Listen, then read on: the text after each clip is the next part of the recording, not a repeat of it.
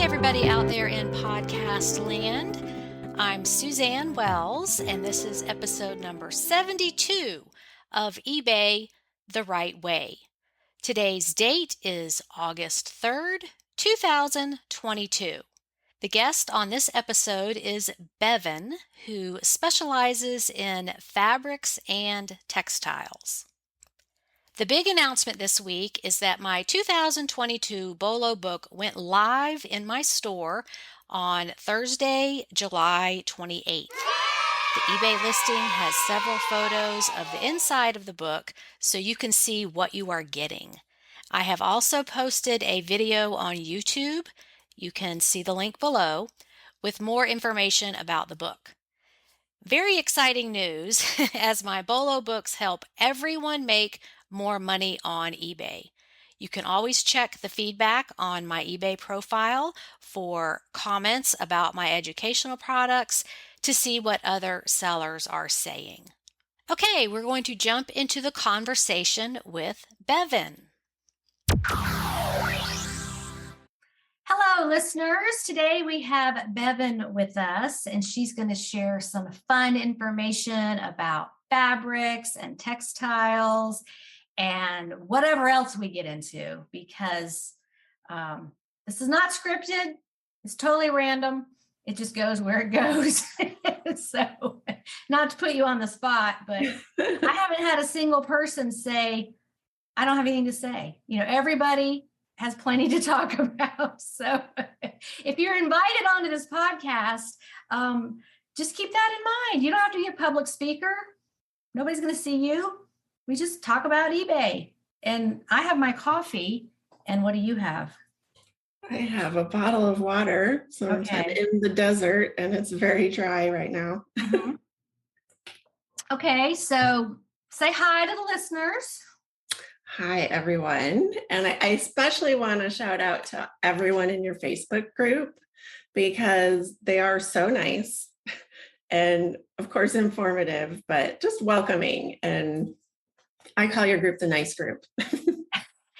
Yeah, I feel that. I've been in some of the other ones over the years, and it's like, yeah, I'm going to start my own group because people can be downright nasty, just horrible. Like, if you were standing in front of a person, you wouldn't say that to their face. It's because they can hide behind their computer and take out their frustrations and just, I don't know, nasty is the best word I can think of.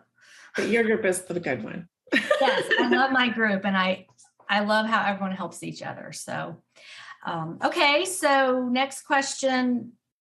I mean, these aren't really in order. These are just things we talk about. And you alluded to, you're in the desert. So where are you? I'm in Tucson, Arizona. So it's the Sonoran Desert, and it's pretty hot in the summer. Lots of crazy critters. I know this morning my husband went running and he saw a bobcat and a javelina running through our yard, which they look like pigs. They look like wild pigs. They're actually rodents, but they look just like pigs. And they're like a groundhog, right? Oh no, they're big, like boars. They're I'm thinking and smelly and run in packs of like 30. Are they native to Mexico? I don't know how far their area goes. Definitely native to Tucson. Okay. Javelina, yeah. Okay, well, we don't have those in Georgia, so I think that's a good thing. We have groundhogs, big fat groundhogs, and they just sit on the side of the road up on their hind legs and just, they're not cute. They're horrible. They're rodents. Okay, well, we both have big rodents. So you're in Tucson, okay. So is the thrifting and garage sailing good there? I think so. Well, I mean, we're lucky because it's so dry here. I mean, we're going into our monsoon season, but we're pretty much a year-round yard sale area and estate sales. And, you know, there's a lot of people who retire to Tucson and the Tucson areas. So that does mean there are a lot of people that are passing away, and then there's a lot of estate sales. So I think it's a pretty good area. It's kind of like Florida that way. I talk to a lot of people that already have retired, or they split the year. They're in Michigan for part of the year, and then during the horrible winter, they come down to Arizona. Yeah, we have a lot of snowbirds. Snowbirds, yeah, just like Florida. So, with an older population, that's going to happen, but it is what it is. So let's start with how you got started on eBay. Well, so I would say that I've been a seller on eBay for a while, and that was before I became a reseller on eBay, if that makes sense. Mm-hmm. So I can't remember exactly when I first started, but I know for sure it was at least 10 years ago, the first time I sold something. And it was just some random things from my house. When we purchased our house, like someone left a little hand-painted Scotty dog coat rack, and it just wasn't my style. So I'm like, well, maybe I can sell this on eBay. I think I paid $12. Yeah. And some refrigerator filters, those sold pretty well. So over the years, I would just, try to make a little money. I mean, I would donate bags of stuff to savers, but if it seemed decent enough, I'd try to sell it. I think the first item that I ever purchased specifically to sell it was something I found at Savers. I know it was 2019. It was a tank top, and it was so ugly. It was like a mesh thin tank top, and it just had a real grunge print on it. But I had noticed that the tag said Jean Paul Gaultier on it. And I'm like, well, I think that's a designer, that maybe that's worth some money. And I know I listed it on New Year's Eve. It must have been after the ball dropped. My husband just can't stay up. So I was probably up, and I listed it, and I put $112 on it, and it was gone by the morning. And that was so exciting. Wow. For a tank top. For a tank top. But even then, it never crossed my mind at that time, oh, well, I'm going to keep buying stuff just to sell on eBay. It was just a one-time thing. But let's see. Well, 2020 rolls around. I am a professional photographer, a portrait photographer, and I have a studio that's connected to my house. But with the pandemic, it's I didn't want people unmasked inside my house. That makes sense. And if you're going to be in a photo, you usually don't want a mask on, especially if it's a portrait, a nice portrait. So I closed my business down during the pandemic.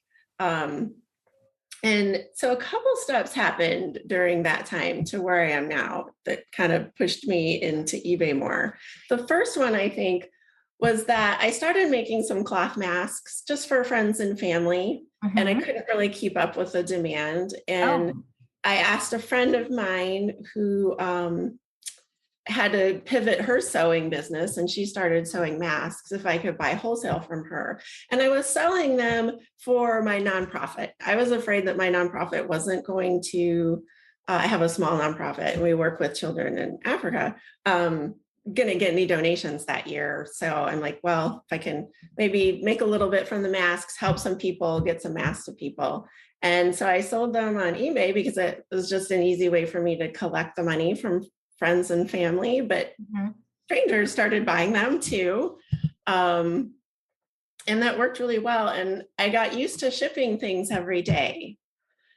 And also, and this is not what I was thinking of at the time, but it helped me increase the number of items I could sell on eBay, because they had to keep increasing. I was selling quite a bit, increasing my limits. And I became a top seller because I had good feedback. So increased my feedback scores. I guess I just got used to doing that really regularly. And I think, sold through the end of 21, because by then masks were really available.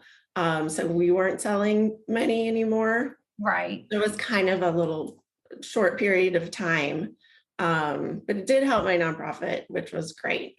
I call that the window of opportunity, because eventually, unless it's vintage and not made anymore, discontinued, supply is going to catch up with demand. So either you got to be on the front end of these things and think, oh, this is a crisis, but where's my opportunity? So, making masks, what a perfect thing to do. Well, and it helped my friend because she was struggling with her business. It's like, and I helped the people who needed the mask. I helped my nonprofit. I didn't make anything and I didn't care. But that was great. And you kept busy. So I kept busy. That's why a lot of people during the pandemic took up new hobbies or learned something new or figured out how to make something. It's like, we're all stuck at home. Yeah. And it's, you can only watch so much TV, and gotta do something. I think humans are programmed to create and be busy. And so I think that you seized the moment there and just figured out a way to make it work on a lot of different levels. Well, and I did sell some of my own stuff in 2020, but I think over the whole year I made or sold maybe $800, which was super exciting. I wouldn't even call it a side hustle. It's just that, I had more time to put stuff up, around the house. I was cleaning closets like everybody else. Yeah. I had the time.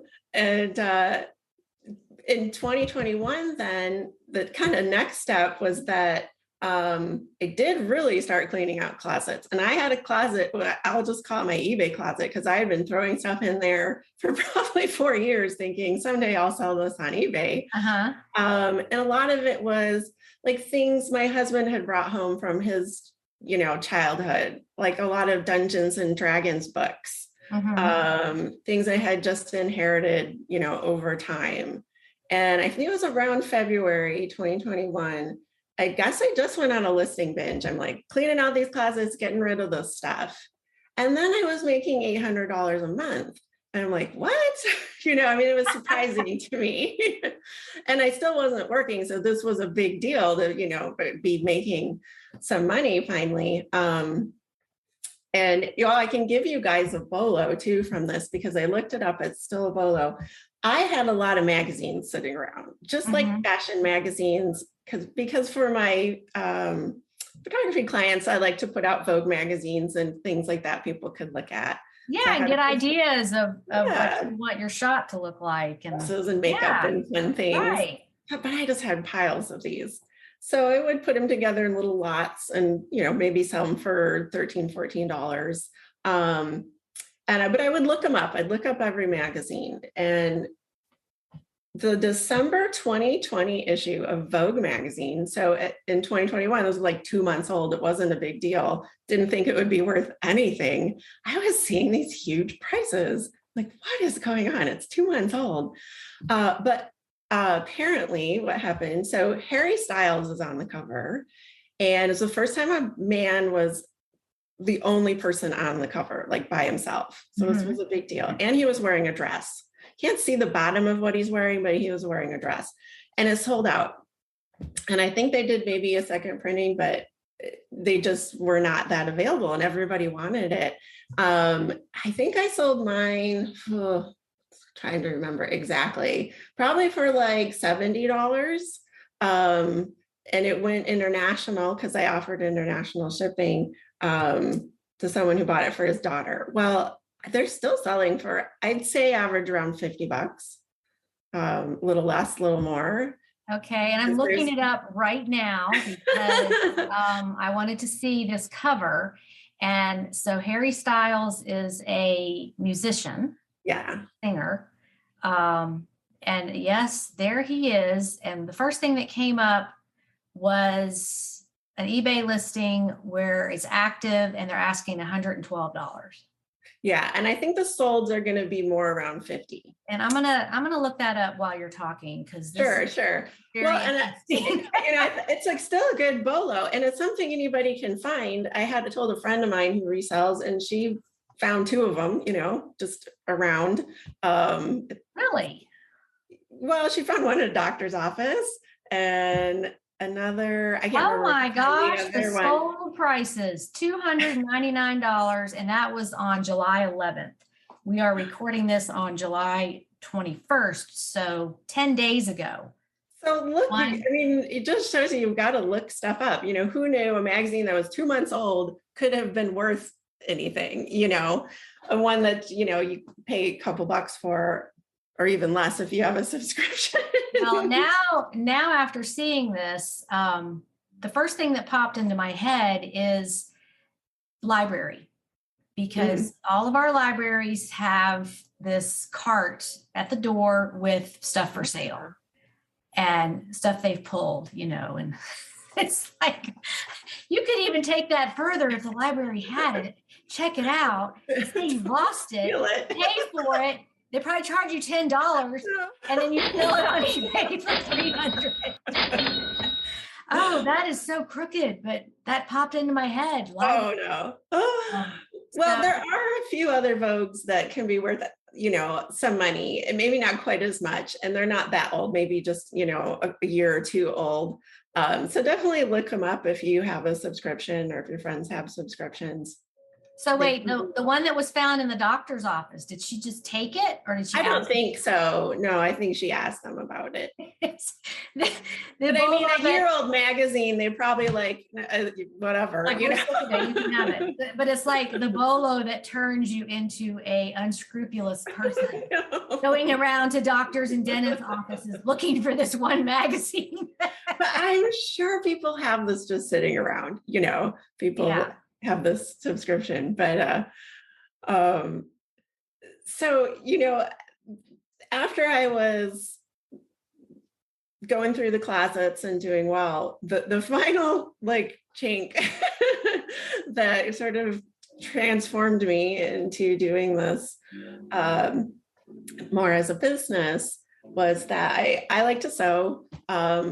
I'm just a crafty person, and I was sewing shirts, and not the one I'm wearing, but similar in that it was like I was making shirts out of scarves. So what she's like wearing, if you want a visual, is this adorable purple and white pattern halter top. Kind of reminds me of the Wilma Flintstone style. Like totally sleeveless with little straps. It's so cute. And kind of like a scarf print. Yeah, is there some hardware on the shoulders? Yeah, like there's a little hardware on it. But I have one like it that I sewed, but you know, I was looking for scarves just to sew with, and I happened to be on a local online auction site. There was it looked like a pile of junk. I mean, it was really just a pile of junk on a table, and there was a garbage bag that was full of scarves. You couldn't really see them, but I knew they were in there. And I well, I'll take a chance. I think I paid $20 for it. And I did notice there were a couple bras on the table that had tags. And I'm like, well, I know I can sell those bras. So that'll just pay for my bag of scarves and that'll be fun. Mm-hmm. Well, I picked it up and it ended up being 7 garbage bags full of stuff. And I just assumed I was going to donate most of it. Mm-hmm. So I dump, of course, I'm excited about the scarf bag first. So I dump it out, and half of the items are all new with the tags, and really nice things like, you know, silk scarves and designer things and vintage things. And it was the same with every bag. It was like lots of new with the tag items. And then I was like, I can sell almost all of this. And that was the switch, you know, because I was able to sell a lot of it. I probably made maybe $500 off of that stuff. And then I started looking for more, and it was all over. Yeah. Then you were transitioned from I'll sell what I already have, and the light bulb went on, and you're like, oh, right, I could do this on purpose. Correct. And actually look for things all the time. That's such a moment. It's like, oh, okay, that's how this works. Yeah, and I think I bought a couple auction lots, you know, specifically to sell. And that summer I went on vacation. I hadn't seen my family in a long time. My mom had cancer, and I hadn't seen her yet. And that summer, for that trip, I just went to a lot of like little vintage shops and thrift stores, and I had to bring back luggage. I was really in collecting mode at the time, but I wasn't feeling very well either. I had been having a lot of trouble, a lot of pain and issues. And then last summer, after probably about a month after we got back from our trip, then just everything changed. I mean, my life changed forever, unfortunately. But long story short, I was diagnosed with stage 4 cancer. And then it's been a crazy year. Oh, yeah, I know. I was so sorry to hear that. I think we messaged on Facebook or something. Yeah. You were trying to keep your eBay going during your illness, and it was just, you couldn't get out and do all the things that you normally had done. Yeah. eBay has been actually really important to me over this past year. I mean, I had already lost my photography business. It was actually starting to just pick up for the fall. People were opening up, but I was not available. I had a 9-hour surgery and had to kind of learn how to walk and eat again. And then I had to go right into chemotherapy. So that was about, 5 or 6 months. And I finished that in January or February this year. Okay. And then unfortunately, my mom passed away from her cancer. Oh, I'm so right sorry. after chemo. It's been awful.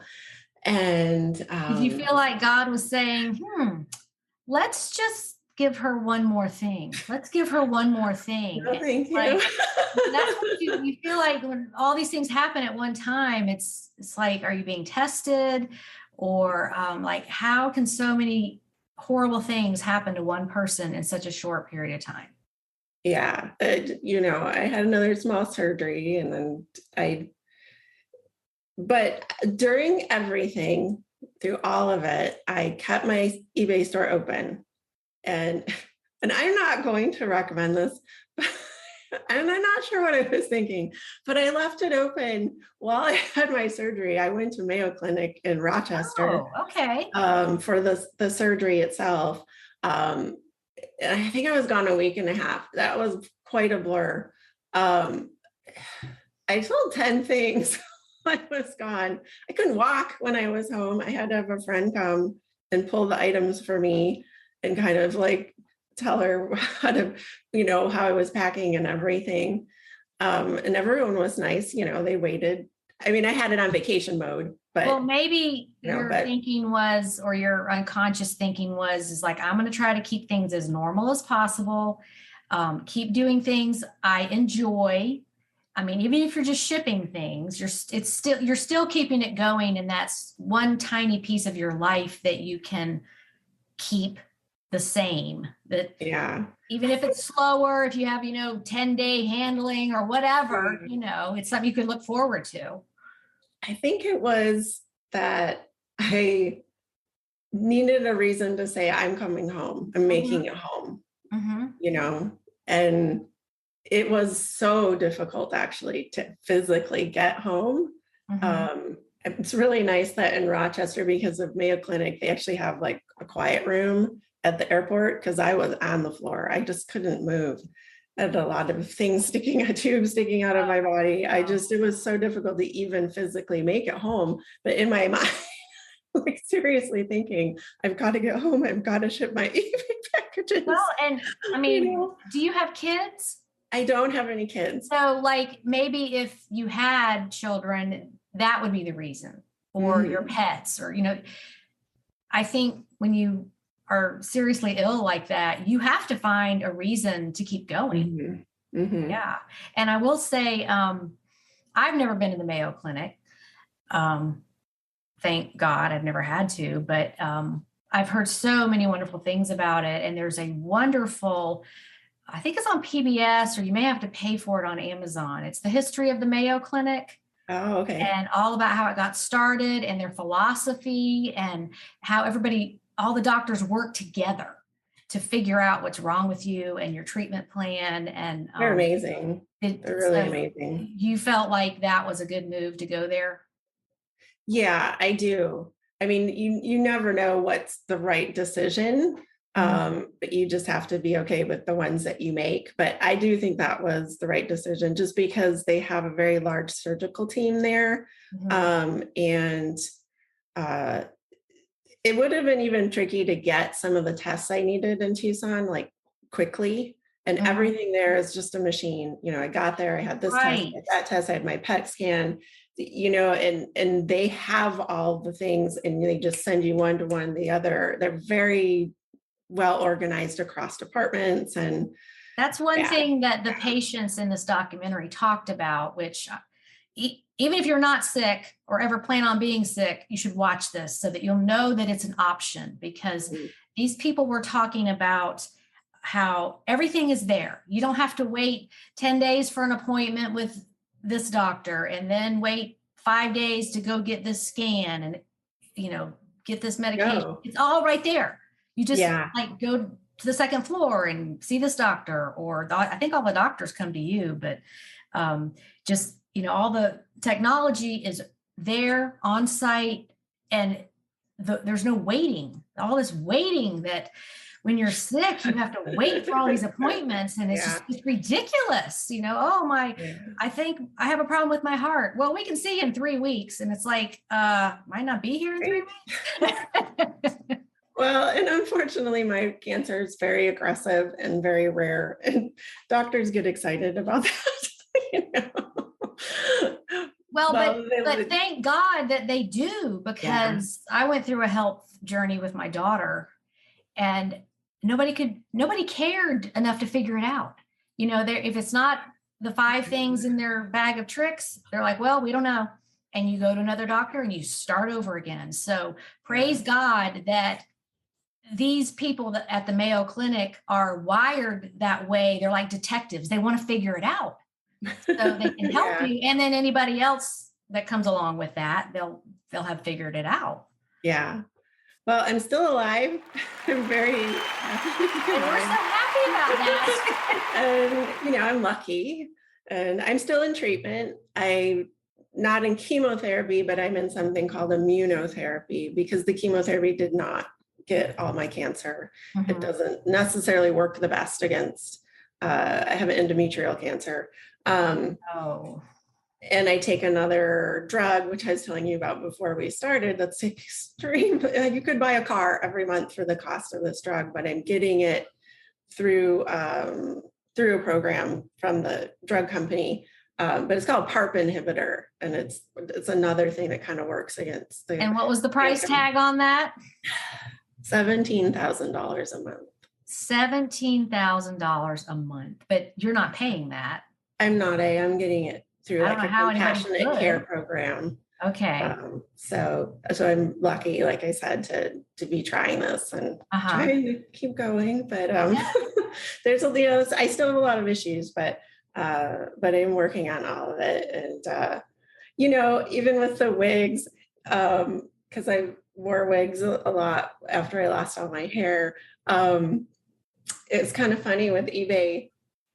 I got inspired by Dawn McMaster and her pictures, because she does a lot of vintage lingerie, and you know, she models it. And there were some lingerie that was like cream colored, and it doesn't photograph well on a white background or cream background, or on my, you know, in my studio. So I thought, well, I think I should put some of these on. Well, here I am, I'm completely bald. I have no eyelashes, no eyebrows. I don't really look that good because I'm sick, you know, but I want to show some of these things. And so I was putting on all my wigs, drawing in my eyebrows. And it's not like you really see your face in most pictures, but sometimes you do, or the back of your head and stuff like that. But I was able to become like 5 different models. I think that's wonderful. And you know what? Nothing wrong with wigs if it works for Cher and Dolly Parton. But anyway, truly, I just do whatever I need to do. And I wear a lot of makeup and wear a lot of wigs. And 1,000 other people in Hollywood, even men. Kevin Costner wears a hairpiece. I mean, look at their pictures. You can see, I mean, it's like in one movie, he doesn't have any hair, and the next movie he does. And it's like, hey, it's good enough for them. Why not? And it makes you feel better. And I bet your head gets cold. Oh, it does. It actually does get really cold in your neck. Well, and having eBay has been great because nobody cares if you put anything on eBay or not, right? And eBay doesn't care if you add an item. If you have energy to do something for a couple of days, great. If you don't for a week, it doesn't matter. I mean, yeah, that affects maybe your sales being slow or not, but I always shipped on time. That's the one thing I've never, not done. I have a couple days handling time, and I usually ship right away. But having that available is something to do, and to get up and have a goal. I'm going to list one thing today. I mean, that would be my goal sometimes for 3 days in a row, is try to get one thing listed, or I know during my first rounds of chemo, that you get hit with this really horrible fatigue at certain points. And I'm like, I'm going to organize my shipping, because it was getting out of control, instead of like laying on the couch. And I'm still organizing. I mean, that's an ongoing thing. Yeah, that's for everybody. Oh my gosh. And I don't call it a death pile, maybe for obvious reasons. I prefer the word wealth pile. It just feels a little more comfortable. Yeah, the to-do pile. I still have things that I bought, right before my diagnosis that are not listed. But something that I've been finding works for me for my organizing is I have those there's Seville racks, like the metal racks that roll, like for kitchens. You can get them on all different sizes. And then I started out with like the plastic totes, iris totes that clip all 4, clips. But I found those to be really cumbersome because they don't pull off the racks really easily. And you have to unclip and clip them. But I do need something that closes well, because unfortunately the other kinds of critters that are in the desert are things like scorpions. Yeah. And I don't want them in my eBay inventory. Yeah, it's not fun when you open there and there's a giant spider in there. No, thank you. And I mean, it's not like I have that many, but they do occasionally get in the house, and I just, want to keep everything nice. So I found, they don't really have a name. I think they just call them clothes bins, containers, like on Amazon, but they have a little steel frame, but they have a window in the front that's clear, and they zip on the top and they zip in the front. And they're about the same size. You can get like the 46 quart ones as a tote. And I figured out the sizes that fit on the racks. And what I love about using those is that I never have to take them off the rack, because I unzip the front, pull stuff out, put stuff in. I can see through them, so most of my bins now are those. And they do shut pretty well with all the zippers, and I'm really liking that. That's a great idea. And I mean, I can't compare anything in my life to what you've been through, but like when you have the worst flu ever and you're just so weak, you just can't pick anything up. Like, you lay there in bed and you're like, for 15 minutes, okay, I got to get up and go to the bathroom. Okay.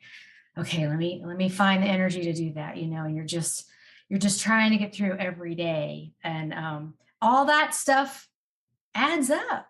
Like, even if it's a 10-pound tote, it's still hard to pick it up. And if you've got them stacked, you got to move some of them to get to the one on the bottom. And that's a really ingenious solution to keeping your items secure, no pet hair, no critters, nothing like that. And being able to get to items when they sell without it taking a lot of physical strength. Yeah. And the racks are nice because they roll. I make sure I get the ones that roll. And I've had to reconfigure, how I organize stuff as my business has grown. So I can move them around. I can store stuff behind the racks that's real, tall and flat, and move them. So one thing you requested to talk about was fabrics and textiles, because that's kind of your specialty. Well, I think I have a few tips I could try to share. Well, and also I was thinking about that because I know one of the questions you usually ask people on your podcast are, what have been some of your best sales? Right. And when I thought about that, I realized and, kind of looked at my spreadsheets, because I really keep a meticulous spreadsheet, which is really helpful. It's been fabrics, actually. Okay. And fabrics off of a bolt. So you can find smaller scraps of fabric, but you can also sometimes find fabric that's still wrapped around, a core. Yes, I have seen that. So if you go to a fabric store, you'll see, fabric on bolts. And so these have been round bolts. They're actually pretty easy to store. That ambitious crafter or seamstress that's Right. like, oh, I love this. I love this pattern. I'm going to get the whole bolt. And then this is just I think it's called crafter syndrome. It's like you always have way more projects than you're ever going to do. Yeah. A room full of cross-stitch kits and fabric and all these things that you're going to make. And you're so excited when you get the idea. And then next thing you know, you've got like 100 things that you're probably never going to do. Oh, it's so easy to hoard craft supplies. I know, it's like a kid in a candy store. Just, I want this and this and this and this, and I'm going to do this and that and this for Christmas. Yeah, it gets out of control. Well, one of the sales was a bolt of fabric. I got some bolts through an auction lot. Someone must have been a crafter, but these were actually all decorator weight fabric. So what that means is you can buy fabric in different weights. So if you think about like a quilting fabric is a cotton, it's fairly thin. But if you want to make something like a pillow or drapes or recover a sofa, you need a thicker fabric. Right, so that's exactly. Called a decorator weight fabric. Okay. So I had gotten a bunch of decorator weight bolts in an auction lot. And one of them, the company was called Waverly, which is, there's a lot of fabrics. Yes, that's like Waverly. So popular in the 90s, with vines and all that. And I have some of that in my store. And I cannot tell you how many times I've sent an offer on that. And nobody wants it. And I don't know what I'm doing wrong. Oh, no. It's Waverly, though. This particular one was a toile print, which is that a toile print is, it's very French country. It's usually can be different colors. It could be blue and white or red and white. This one was tan and white. I think it was a tan background with a white print. It's like little farmers and farm animals and kind of dainty. In this particular one, what's nice about fabric is that in general, you sell it by the yard, or you can sell it by the yard. And so maybe one yard might be $15 or $20, but if you're selling multiple yards, that adds up very quickly. And most people who are doing decorator weight projects are probably going to need a couple yards or maybe a lot of yardage. And so I can't remember how many yards were on this particular bolt, but someone bought a bunch to do a project. They were redecorating. I think they redecorate their apartment every year, actually, and they put it on Instagram and everything. So this is like what they do. And she was doing a French country theme. So I think she bought like, I don't know, $175 of that particular bolt. And at the same time, another like $45 of a coordinating color, so that was a nice big sale. And then another time, and this was actually the first time I went yard sailing after my diagnosis. So at some point during chemo, I told my husband, I want to go out. I got to do something fun for me. I want to do something fun. I finally had a little bit of energy. And at the time, I mean, I literally could only go to 2 sales. I didn't have that much energy. And they were close to our house, but I had looked the night before just to see what was going on. And someone had listed that they had a roll of bark cloth. And I was like, I am there. I am going to be at this yard sale as soon as it opens. Now, bark cloth is, it's a thicker decorator weight fabric and was popular in the 50s. So it has a little bit of a texture to it. And it's kind of based on an old fiber that used to be made out of trees, like a mulberry tree fiber that you'd beat and flat and weave it.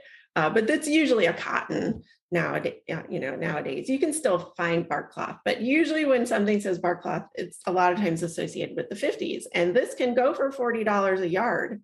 Oh, wow. If you can find unused fabric, it can, do really well.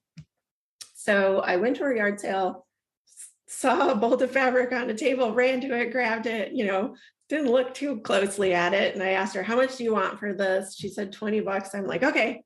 I'm on it. I'm on it. Now, it didn't end up being from the 50s, it ended up being from the 80s, but it was a fun tropical print. And I decided, well, I wanted to just sell it as the whole bolt. And I put in for $200, but someone asked me if I would sell like half of it.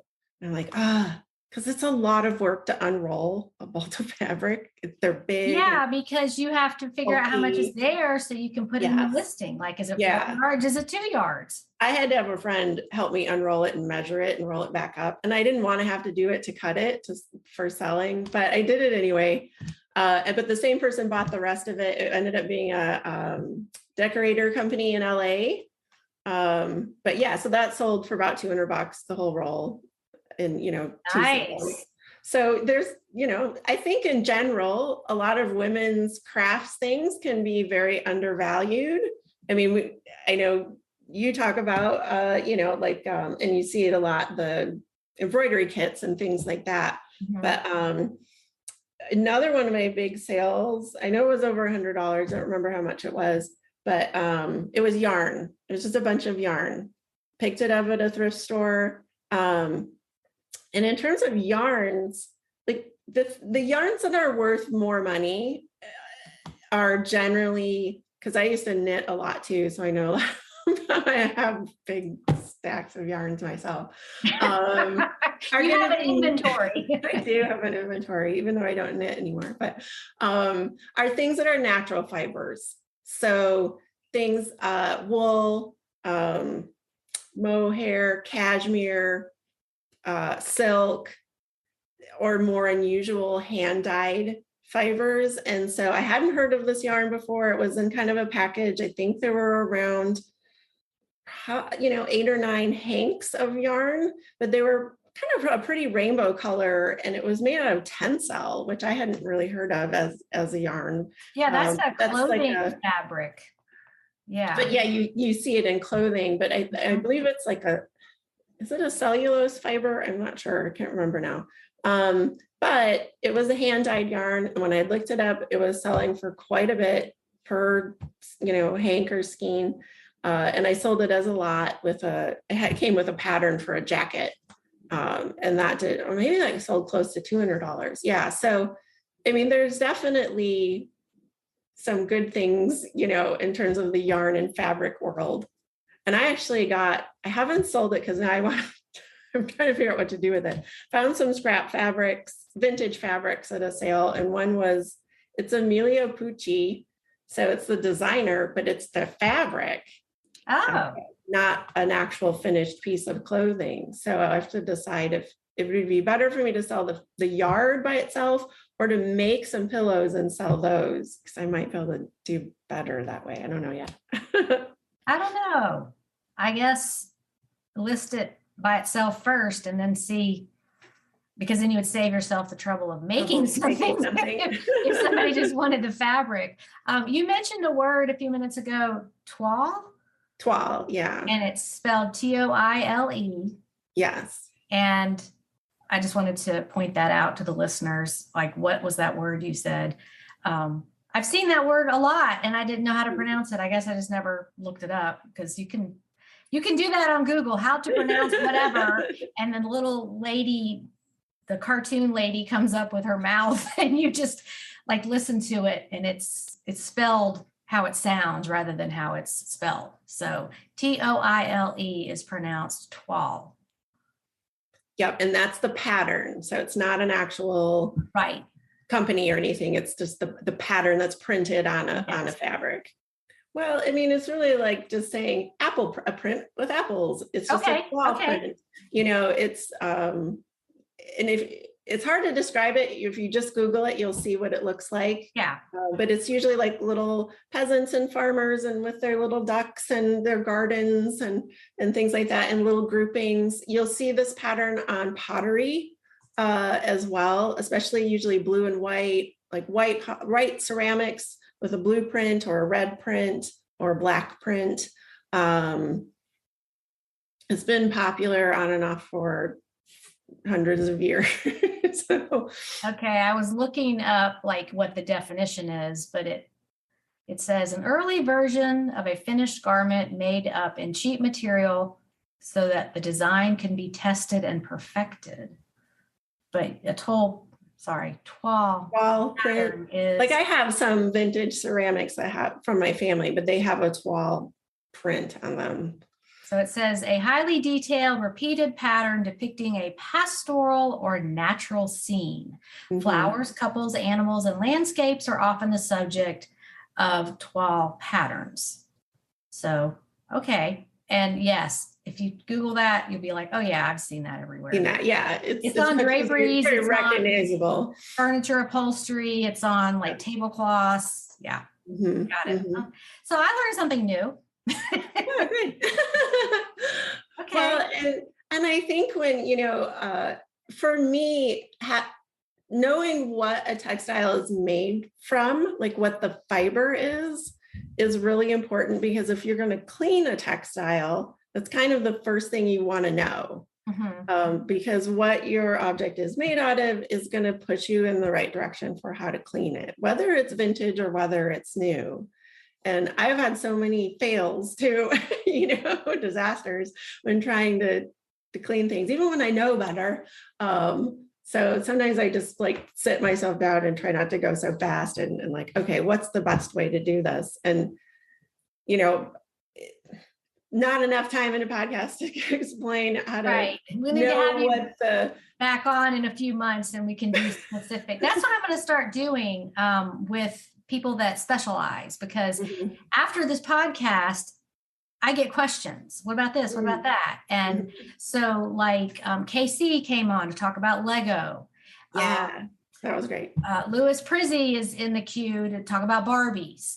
So we can post questions for you before we do the next podcast, and then you can address those questions, because not enough time. But one thing I was going to say is sometimes you don't know what the fabric is and you can't figure it out. And so you just list it with, we don't know what it's made of. And that's totally fine. People don't have to know every single detail, because my answer is usually, hey, sorry, we do not know the history of this item.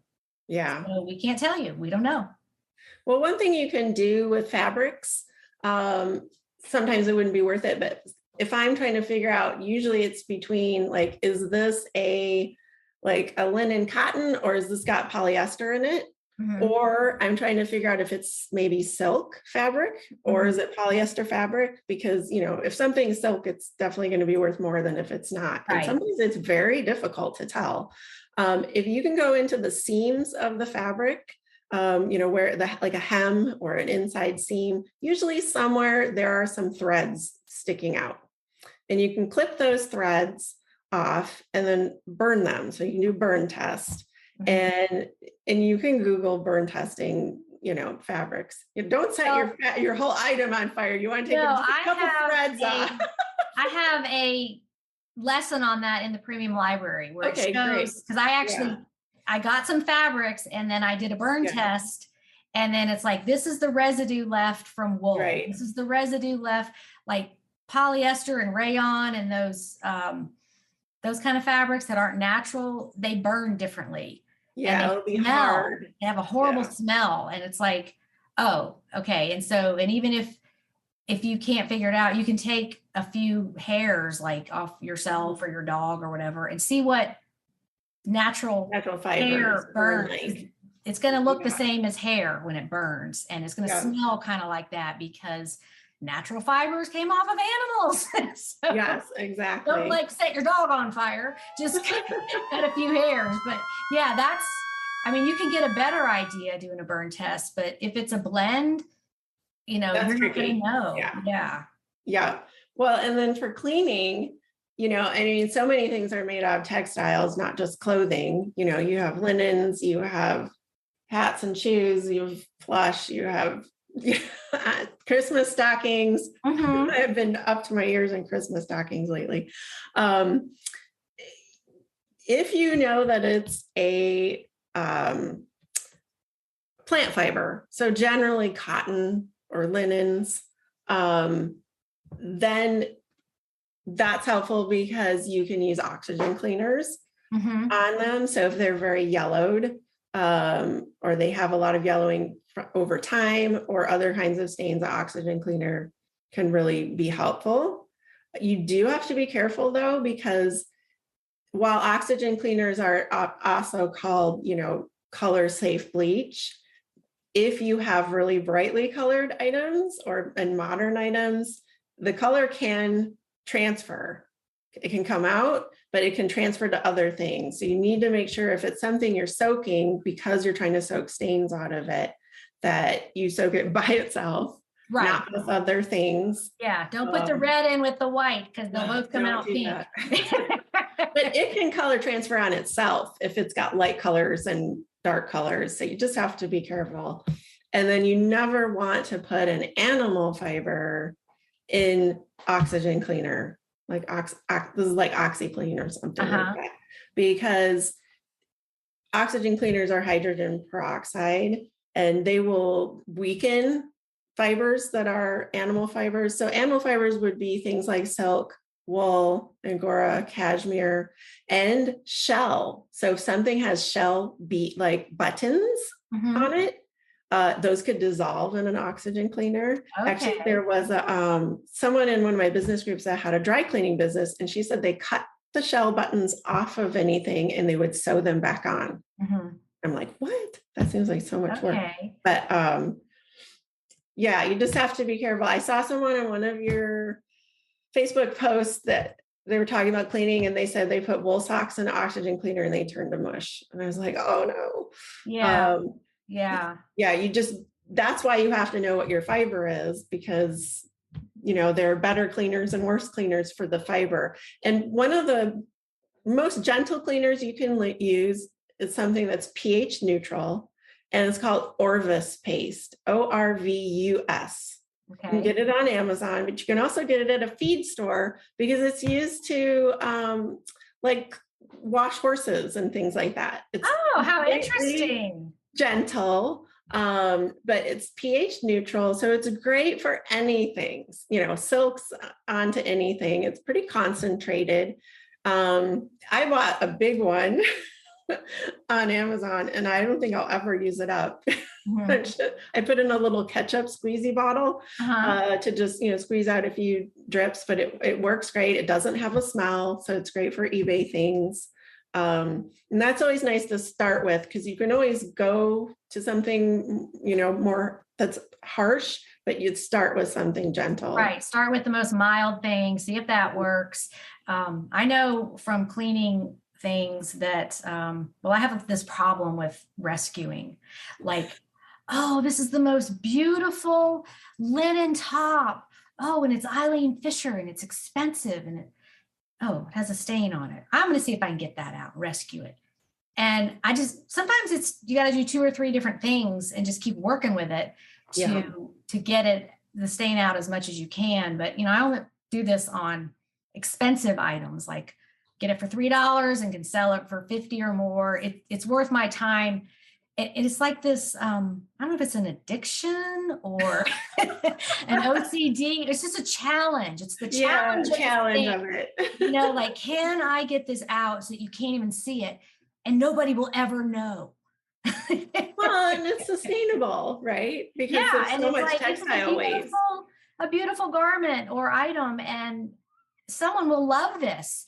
Can I make it a little better? And I try not to put things in my store that have issues. Yeah. Just because that's just the way I'm wired. I just want it to be as Perfect as presentable possible. I don't want to say perfect, nothing's perfect, but as presentable as possible. And if not, then I'll, mention that defect always. But so many times, I've done, okay, first I'm going to wash this in the washing machine, like if it's machine washable. Okay, that didn't work. Okay, now I'm going to try like spray and wash. Okay, now I'm going to do some OxyClean, and like you just kind of do the steps and keep working through them. And sometimes it's like, forget it, this is a lost cause, it goes in the trash. What a shame. Well, and like, you can. You use something too harsh and like, oh yeah, I just ruined it. Oh my gosh. Well, in the Orvis paste, you can get it, and I get it in little packets on Amazon, and it's called quilter. They'll say quilter soap, I think. It comes in like maybe 3 little packets, and that's a good way to start or try. And it can be used for quilts. But yeah, I had recently, I got some vintage lingerie, and I had some that had some yellowing under the arms, and I did an oxygen soak, and it came out beautifully. It was like a nylon. Well, I had another pile of vintage lingerie, all different colors, and I wasn't planning to soak it. It didn't need soaking, it needed washing. I was listening to a webinar, just completely like, oh, I can multitask. Nope, because I had the oxygen cleaner out and everything. I was just not thinking, threw it all in a bucket with oxygen cleaner. There was a black item, and the color transferred onto some of the lighter ones. Oh, no. I just could, and I didn't lose much money, but I just wanted to kick myself because I knew better, but I just wasn't paying attention to what I was doing. Hey, you're human. Things happen. So, okay. Well, we've been going an hour. So let's go to the last question as far as advice you would give other sellers in your same situation, maybe with struggling with an illness, or any advice that you think might help other sellers. Well, you don't have to close your eBay store, right? Like if something disastrous happens, be mindful of your customers, like close it if you need to, if you can't devote time to it, but it can be really a lifesaver, because I know so many people are in a situation like me, or taking care of people, right, that have illness or disabilities. Mm-hmm. And this is something that you can do. And I couldn't do a lot while I was sick, right? My store didn't grow, for instance, but the items I had there kept me going, and I could add little bits at a time. And now that I'm feeling stronger, I'm finally growing, my store again. And it can give you something to do, and you can do it while, there are other things going on. Well, and I hear that a lot. I hear that a lot from caregivers and people with health issues. It's an interesting and fun distraction. Yeah. So you're working on your eBay, you're focused on that. You're not worrying about what might happen tomorrow, or you're productive. Well, but it takes your mind off of these serious things, even if just for an hour. You don't, because when you're sick and you can't do anything, your mind goes a million places, and a lot of them are not good. Yeah, no, it's been really helpful for me to have this as something to do, and like you said, distract myself and sort of focus on, in little bits at a time. Mm-hmm. And then when you've done all you can do, you can start thinking about, okay, well, tomorrow I'm going to do this, and it just keeps going. Something pleasant on the side of a very unpleasant situation. Well, you get little happy hits, right? Because when something sells, it's something happy. And so you get little tiny positive reinforcement things. Right. Too. Very good. Well, let's see what kind of feedback we get. I would love to have you on again to talk more in depth about fabrics and cleaners and do's and don'ts and all of that, because that will be very helpful to not only people that sell craft supplies, but even clothing or like you said, so many things are made of fabric, home decor, pillows, blankets, linens, tableware, all that stuff. So, and the vintage stuff is really hot. So you have to be careful when you clean it so that you don't ruin it. Like I have done. Me too. So, okay. Well, thanks again for coming on, and we'll look for your sales on the Facebook group. Thanks, Suzanne. Bye. Thanks so much for coming on, Bevin. It was so nice to meet you face to face after all this time communicating back and forth on Facebook. Today's trivia question is, what is the origin of the Iditarod dog sled race? Here are 5 seconds to think it over. Okay, here is the history and backstory. The most famous event in the history of Alaskan mushing is the 1925 Serum Run to Nome, also known as the Great Race of Mercy. It occurred when a large diphtheria epidemic threatened the town of Nome. Because Nome's supply of antitoxin had expired, Dr. Curtis Welch sent out telegrams seeking a fresh supply of antitoxin. The nearest antitoxin was found to be in Anchorage, nearly 1,000 miles away. To get the antitoxin to Nome, sled dogs had to be used for part of the journey, as planes could not be used and ships would be too slow. The governor approved a safe route, and the 20-pound cylinder of serum was sent by train 298 miles from the southern port of Seward to Nenana, where just before midnight on January 27th it was passed to the first of 20 mushers and more than 100 dogs who relayed the package 674 miles from Nenana to Rome. The dogs ran in relays an average of 31 miles each. The heroic dash of dog teams across the Alaskan wilderness to Nome inspired the annual Iditarod Trail sled dog race and immortalized Balto, the lead dog of the last team whose bronze statue still stands in New York City's Central Park. This is one of the greatest dog stories in history.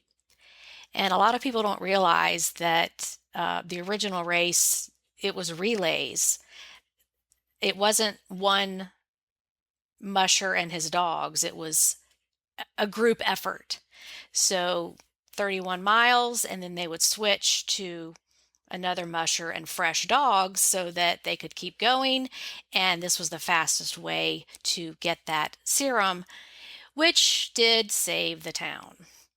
So now you know. And I read a book about this a few years ago called The Cruelest Miles, and it was just fascinating. I read it in the winter, sitting in front of the fireplace, so I had the whole environment set up there. But that is an excellent book, The Cruelest Miles. And if you're a reader and you're on Goodreads, reach out and connect with me there. I put all my books that I've read on Goodreads, and it's nowhere near some people's, but I think there's a couple hundred on there. So you can reach out to me on Goodreads. Or if you aren't a reader, there's always the Disney movie Balto that is loosely based on the real story.